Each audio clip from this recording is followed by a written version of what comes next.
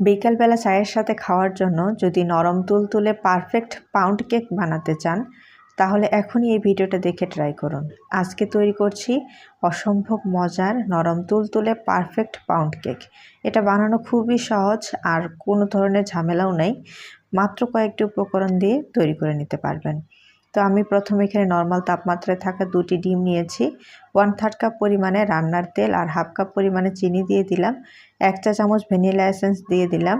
এরপর একটা hand Blender দিয়ে আমি এটাকে বিট করে নিব যতক্ষণ না চিনিটা গলে যায়। তো যতক্ষণ না চিনিটা গলে যায় ততক্ষণ মিডিয়াম আঁচে আমি বিট করে নিয়েছি। আর এই যে দেখুন আমার ডিমের কালারটা কিন্তু চেঞ্জ হয়ে গেছে। এখন একটা ছাঁকনিতে আমি নিয়ে নিচ্ছি 1 কাপ পরিমাণে আটা। চাইলে আপনারা এখানে ময়দাও ব্যবহার করতে পারেন।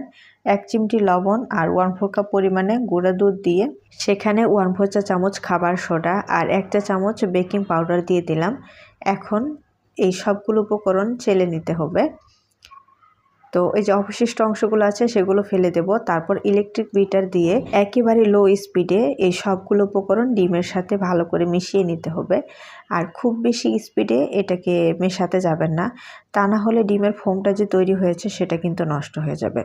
তো এখানে মনে হচ্ছে একটু ঘন আছে, তার জন্য আমি এখানে 1 টেবিল চামচ পরিমাণে নর্মাল পানি দিয়ে দিলাম। তারপর আবারও বিট করে নিচ্ছি। এরকম একটা ঘনত্বের মিশ্রণ আমাদেরকে তৈরি করে নিতে হবে। আর অবশ্যই খেয়াল রাখবেন যাতে ওভার বিট না হয়ে যায়, জাস্ট সবগুলো উপকরণ একসাথে ভালো করে মিশে গেলেই হবে। এখন আমি এখানে একটা কেক মোল্ড নিয়েছি, তেল ব্রাশ করে সেখানে ময়দা ছড়িয়ে আমি ডাস্ট করে নিয়েছি। তারপর সেখানে মিশ্রণটাকে দিয়ে হালকা একটু ট্যাপ করে নিতে হবে। তো যেহেতু মিশ্রণটা অনেকটা ঘন, ট্যাপ করলেও এটা ভিতরে বাতাস থেকে যাবে, তার জন্য আমি একটা টুথপিক দিয়ে এই যে দেখুন এভাবে নেড়ে দিব, তাহলে ভিতরে যদি কোনো বাতাস থাকে সেটা বের হয়ে যাবে। তারপর উপরে আমি কিছু বাদাম কুচি দিয়ে দিব। আমি এখানে কিছু বাদাম আর কিশমিশ কুচি করে নিয়েছি, সেটা দিয়ে দিলাম। আপনারা আপনাদের পছন্দ মতো যে কোনো ড্রাই ফ্রুটস এখানে ব্যবহার করতে পারেন। তারপর 170 ডিগ্রি তাপমাত্রায় 35 মিনিটের জন্য বেক করে নিয়েছি। আর এই যে দেখুন আমার কেকের ফাইনাল লুক দেখতে কতটা সুন্দর হয়েছে। এটা বানানো খুবই সহজ আর খেতেও অনেক বেশি মজার। এইভাবে একবার তৈরি করে দেখুন, একেবারে পারফেক্ট পাউন্ড কেক বানাতে পারবেন। আর বিকেলবেলা চায়ের সাথে একেবারে পারফেক্ট একটা রেসিপি। তো আমি একটু কেটে দেখাচ্ছি যে ভিতরেটা কীরকম হয়েছে।